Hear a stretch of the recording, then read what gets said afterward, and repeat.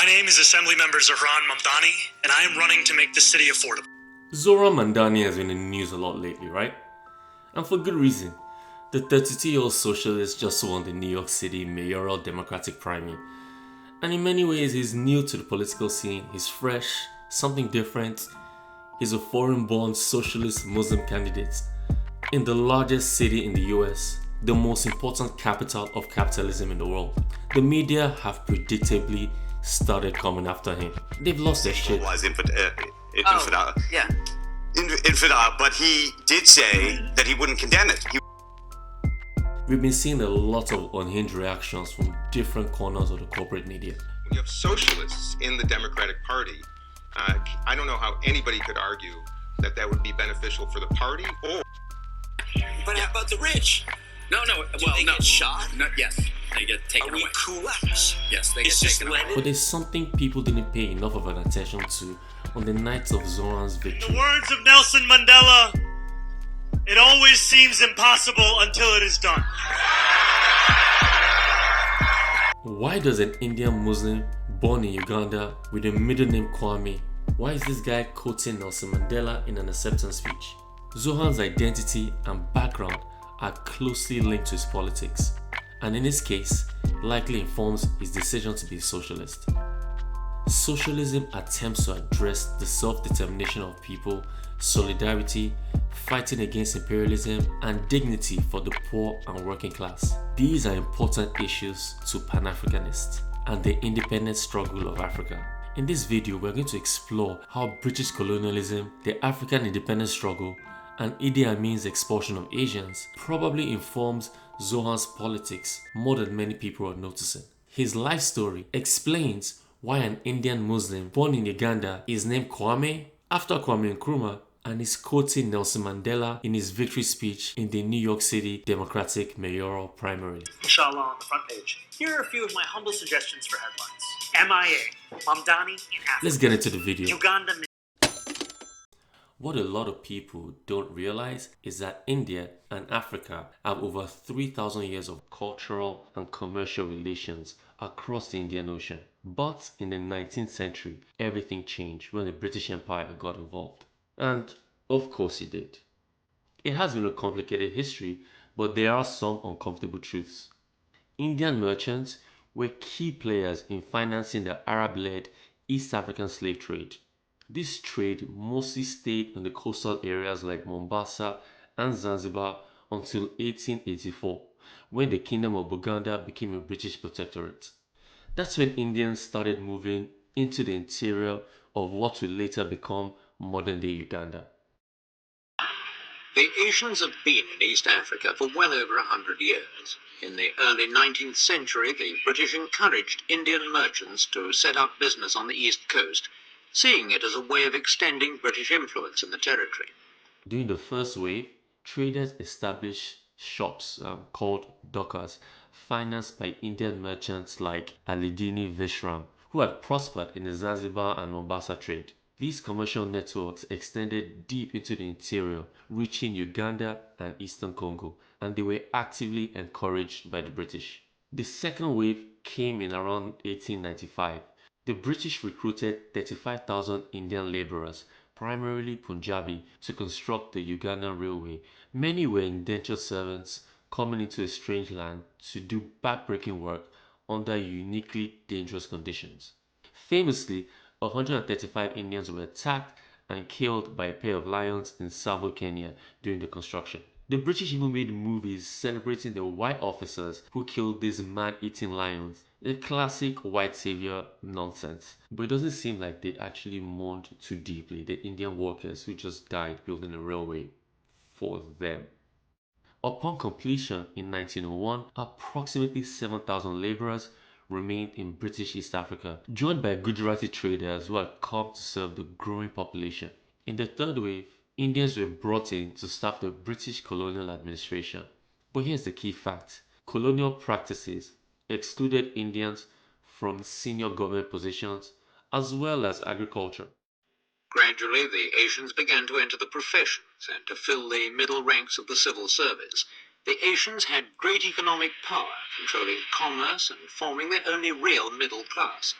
Uganda became a segregated society with Africans at the bottom, whites at the top, and Indians essentially run the colony on behalf of the British. Until now, the Asian community, 80,000 out of a population of 10 million, has controlled Uganda's economy. They own nearly all the large shops and businesses. They do all the importing and exporting. They own the factories. They man the skilled posts. They're the doctors, the clerks, the accountants. In the 70 years since Britain brought them into East Africa, they've managed, quite simply, to take over the economy of Uganda. It is the Asians who have the large cars. The Africans drive jalopies, go by bus or on foot. They enjoyed a privileged standard of living by global measures, but their status came at the expense of Africans who owned the land.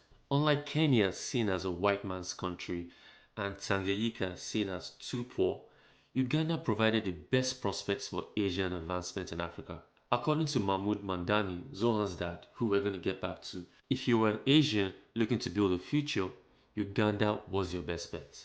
The racially segregated education system favored Europeans and Asians over Africans, as it provided them with better funded schools and more resources. In the poorer, mixed areas of Kampala, the Asians, small shopkeepers and businessmen, are always richer than the Africans.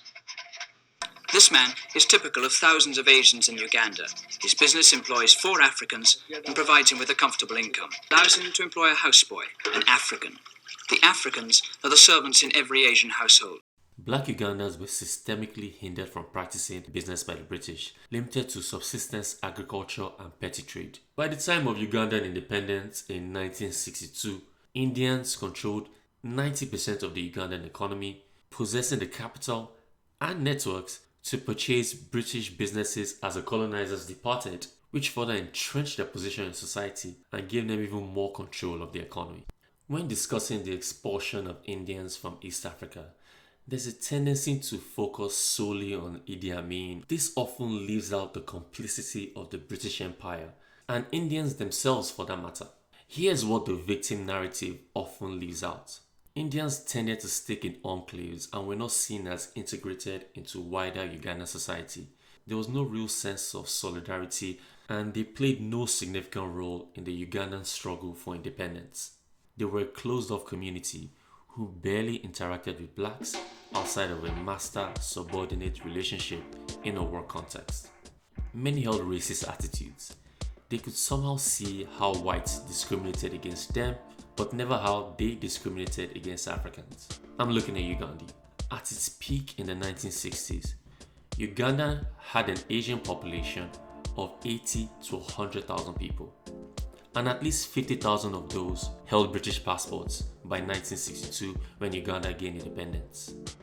80,000 Asians will have to leave, and the great majority of them, at least 50,000, are holders of British passports.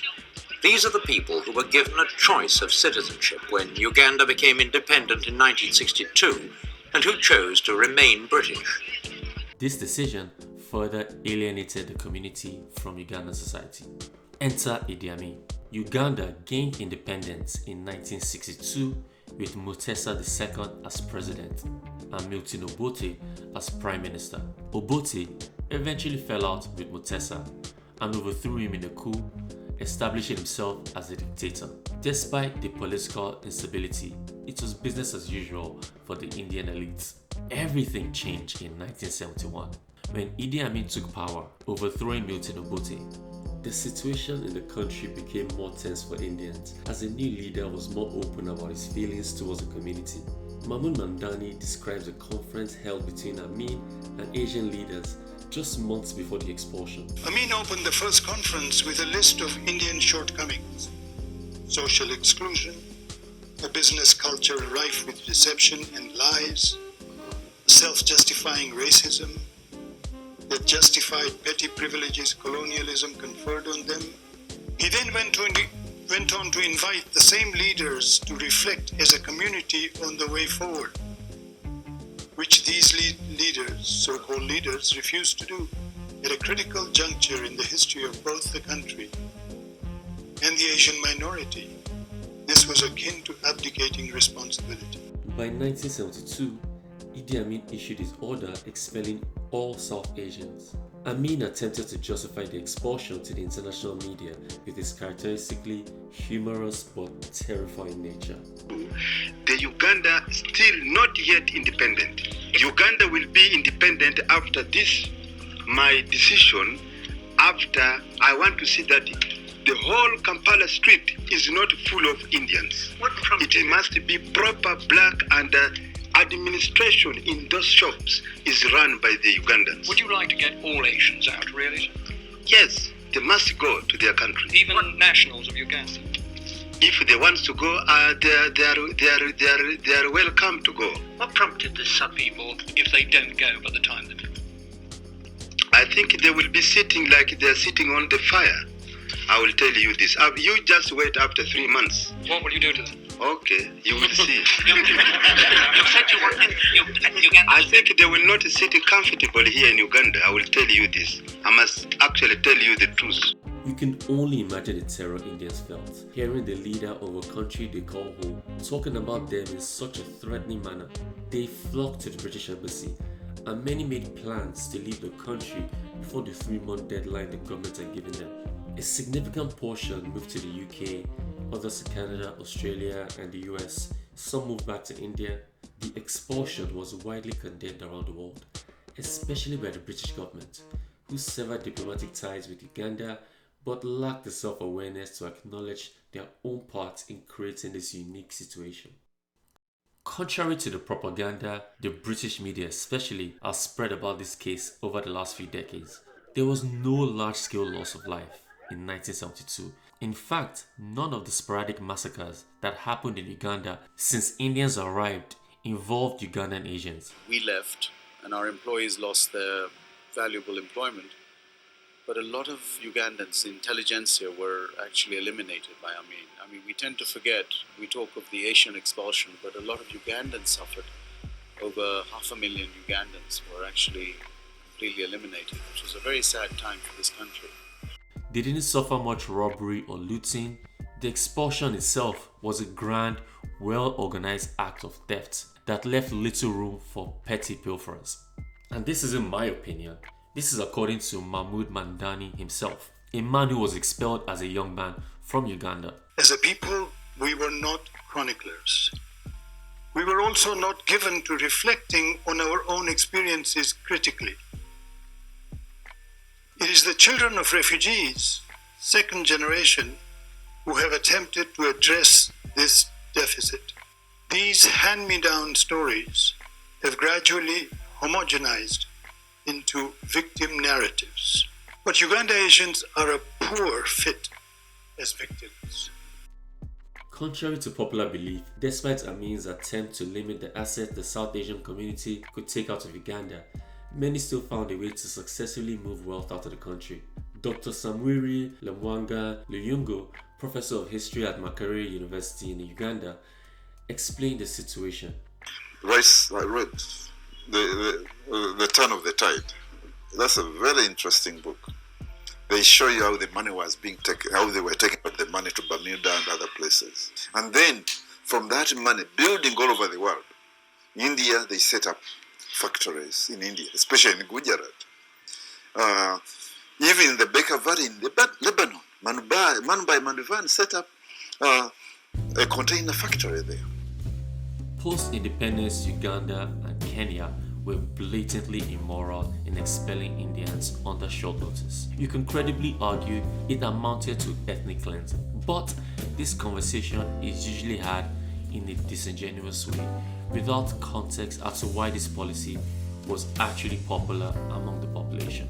Uganda was created with the foundation of the British Protectorate, structured on economic apartheid in favor of the white British. Indians effectively took their place when the British left. A few years of independence had not done anything to change that. This was a structural problem. Idi Amin was a raving lunatic and an uneducated military officer who wasn't equipped to handle this challenge equitably without tanking the economy. I am not a person who is afraid of being assassinated because I believe in God and I know exactly when and how I will Is it true that you said Hitler didn't kill enough Jews during the war?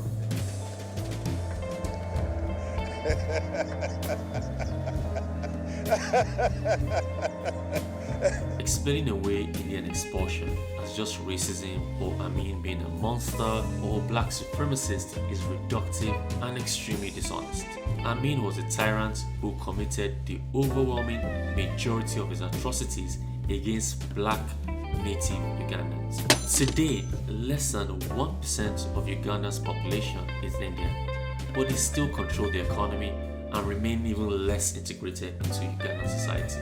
The difference now is offshore banking and support from the current Ugandan dictator Museveni. Now they can move their money more easily in and out of Uganda. For many who were expelled, this was an opportunity. As British nationals, the expulsion provided a chance to move to the UK and Canada for better economic opportunities. Many were happy to take this opportunity, and by and large, these people have thrived in the West. British colonialism in East Africa created political figures we see today. Priti Patel in the UK, Kash Patel in the US, Suella Braverman, Rishi Sunak. These people came from a merchant or administrative class that was the only real middle class in the poor Uganda. Ugandan Asians were seen as indifferent to the plight of black Ugandans.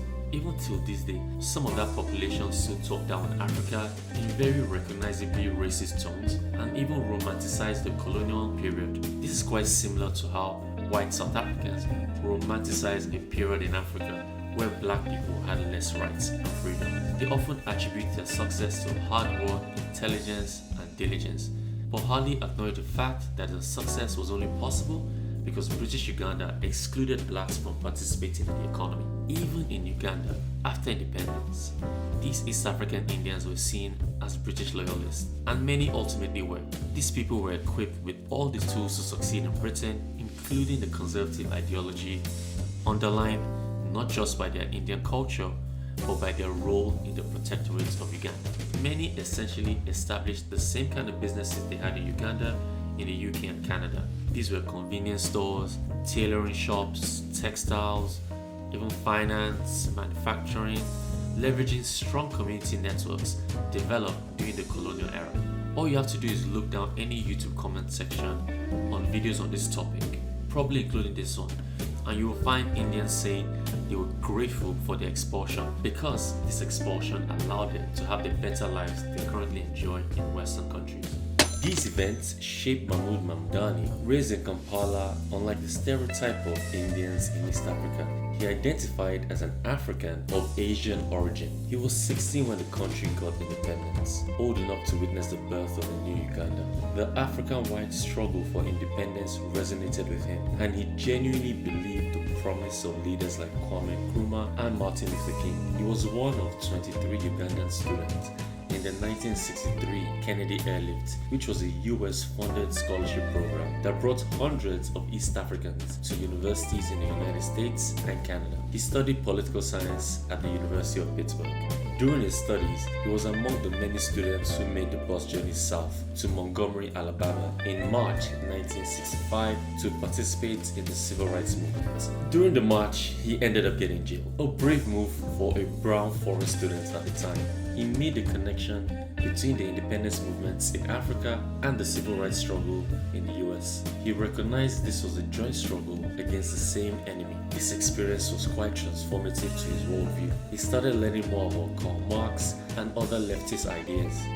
His time in the US had a profound impact on him, inspiring him to return home to make a difference. Armed with a master's degree and a PhD, he headed back to Kampala in 1972 and got a teaching position at Makerere University. Unfortunately for Mamdani, he arrived just months before Idi Amin gave the order to expel Asians from Uganda. Like many other Asians, he had to flee the country later that year, and he spent some time in a refugee camp in England. Even in exile, he remained active in the struggle to depose Amin.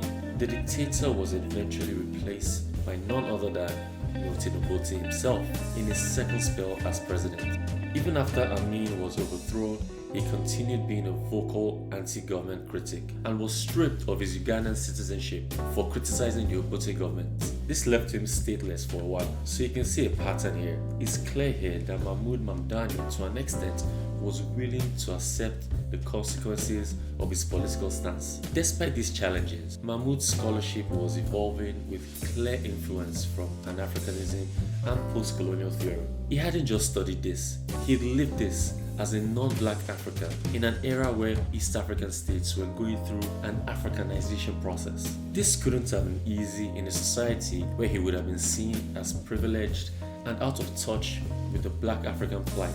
He still has some blind spots, and Mahmoud has acknowledged this in his work. He remains a vocal critic of his own community. He took up teaching positions in South Africa, Tanzania, and the US in the 1970s. Before our friendly, brutal dictator Milton Obote was overthrown by the military yet again. He moved back to Kampala in 1985, and by 1991, he was married to Miranai, that's Zohran's mom by the way. Zohran was born later that year. A few years later, he took a position as Chair of African Studies at the University of Cape Town, moving to the newly independent South Africa in 1996 with his family. He was essentially driven out by white faculty members who couldn't handle his attempts to change the Eurocentric curriculum and his rethinking of South African identity as an African country. He went on to Columbia and wrote an essay titled "Is African Studies at UCT a New Home for Bantu Education?" That's a pretty base title, and that statement would have been quite provocative at the time. But the more you research into Mahmoud Mamdani, he's not someone who's trying to make white liberals comfortable. His experience in post-apartheid South Africa definitely left an impression on him. This is visible in his books written during that period. South Africa promised a multiracial democracy with equality for all racial groups. This is unlike Uganda, where the racial minority made up an insignificant part of the population. In South Africa, there was more emphasis and a need for all racial groups to work together for the sake of the country. He saw the contradictions of South African society and recognized the familiar feeling of being in the colonial buffer zone as an Indian, somewhere in between, not white, not black. The difference is that in South Africa, Indians seem to have more of a stake in the country, proudly South African in many cases, even though they controlled less of the economy compared to Uganda.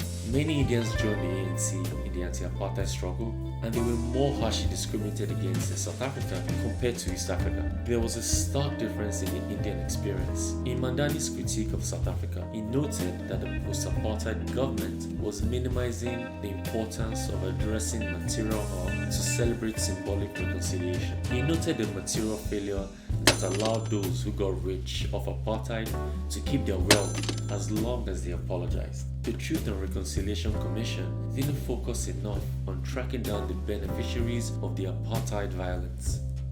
Mahmoud Mamdani has become one of the major public intellectuals to emerge from the African continent in the past decades. He's part of an older post-colonial tradition that follows the likes of Walter Rodney, Samia Mir, Michael Manley, and Kwame Nkrumah. These famous leaders saw political freedom for the global majority as hollow without economic justice.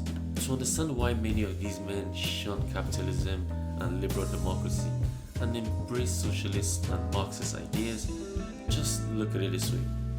If non-Western nations are to accept the concept of a nation-state, which in itself is a Western concept, a Marxist analysis is probably the most useful way for people of color and the global South majority to fight against Western imperialism and their economic self-determination. This analysis is useful in figuring out ways to improve living standards outside of the imperial core Western nations.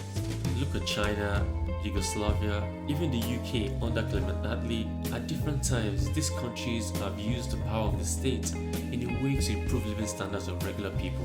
China mixed Western economic models with Confucian philosophy to form what they call socialism with Chinese characteristics. The problem with the brand of free market capitalism the West preaches to the global South is that it entrenches existing class and economic divides, leaving those with money and connections to power controlling the economy at the expense of the majority. This is the case in most modern African countries. they still effectively have colonial economies not built to deliver for people en masse. The post-colonial state, as Mahmoud argues, continues to be structured along the lines of systemic exclusion unless it dismantles the architecture it inherited from the colonial predecessor. Today, a local African elite has just replaced the European one at the expense of the many. The structural contradictions of African economies mean liberal democracy isn't capable of delivering for people en masse. Most African people today see economic freedom as even more important than political freedom, and you can't blame them with a continent that has so many poor people. Zohran's mother, Miranaya, is an acclaimed Indian-American filmmaker, known for Golden Globe winning Monsoon Wedding and the 1991 romantic comedy Mississippi Masala, starring a young Denzel Washington, by the way. This film explored the romantic relationship between a black man and an Indian woman in the south of the US. Heavy in the background and themes of this movie were racism and the relations between black and Indian people, as well as the Indian exclusion from East Africa. These influences made Zohran's upbringing a roaming education in diasporic intellectualism, where ideas about justice, decolonization, and identity were probably household conversations. Viewing Zohran through the lens of his parents' work, we can better understand his politics and why he identifies as a democratic socialist. This explains his campaign focus on free childcare, rent freezes, taxing the rich, government-run grocery stores. These issues are targeted at tackling economic injustice in New York. He focuses on basic bread and butter issues as opposed to complicated, means-tested liberal policies that the Democratic Party has become accustomed to. That's why he won, and that's why people believe his policies are doable. But like many leftists before him, liberals and the right wing, but mostly liberals, will do whatever they can to undermine his policies and ensure they fail so they can say, hey look, socialism never works. People in Latin America, Asia and Africa have long had to contend with this from the US empire. In America, Eugene Debs, Bernie Sanders more recently, AOC, Ilhan Omar, Jamal Bowman, people like that are constantly undermined by liberals in ways conservatives are just not. The left is seen as a more legitimate threat because true leftists want to challenge the economic and political order that the US empire is currently benefiting from.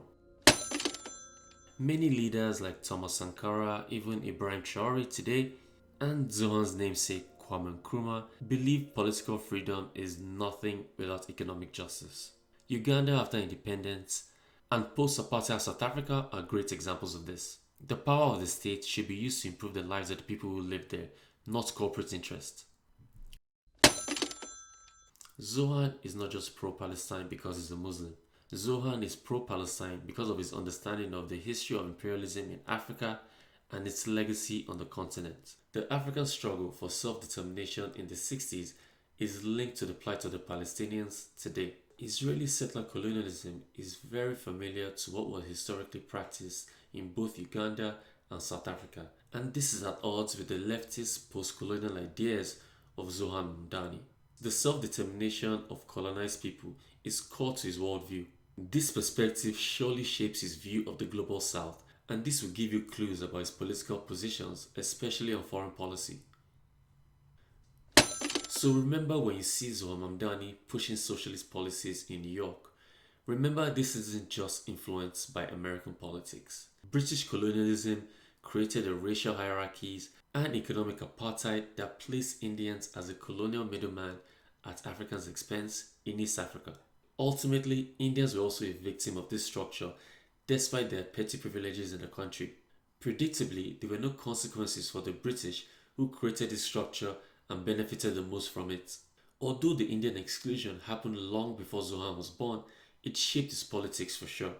The African independent movement has given us a valuable lesson. Political liberation is possible but incomplete without economic justice. This is a lesson Mahmoud Mamdani has learned firsthand as a young man, witnessing Uganda's birth.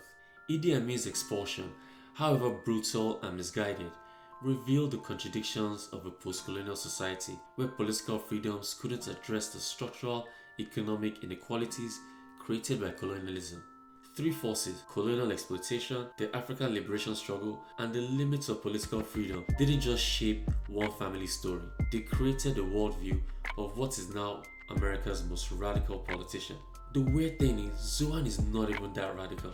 Zohran's democratic socialism isn't just an import from European theory. It's a product of a lived experience with colonialism, displacement, and the ongoing struggle for economic justice that his father's generation fought across 3 continents. Zohran's family story and his father's politics have clearly influenced him, and you suspect that was intentional. It's not a coincidence that Zohran's middle name is Kwame. He's named after Kwame Nkrumah, one of the major Pan-Africanist voices, or that he quotes Nelson Mandela and Dr. Martin Luther King quite regularly. These politics are a part of his identity, and viewing it through this lens gives us useful understanding going forward. I mean, this guy has a degree in Africana Studies from a top US university. He is actually taking time to understand the intellectual framework behind his politics and the politics of many great men. The question isn't whether Zohran's policies will work in America. The question is really whether America is ready for a politics forged in the anti-colonial struggle. A politics that sees through the empire's lies because it had lived them and understands what real freedom requires. These are lessons the Mamdani family learned because of their interaction with the British Empire. Lessons learned in the highlands of Uganda might just be what American socialism needs to finally challenge the empire from within. Let me know your thoughts in the comments. I'll catch you on the next one. This is A Hail Pale Tale. Peace.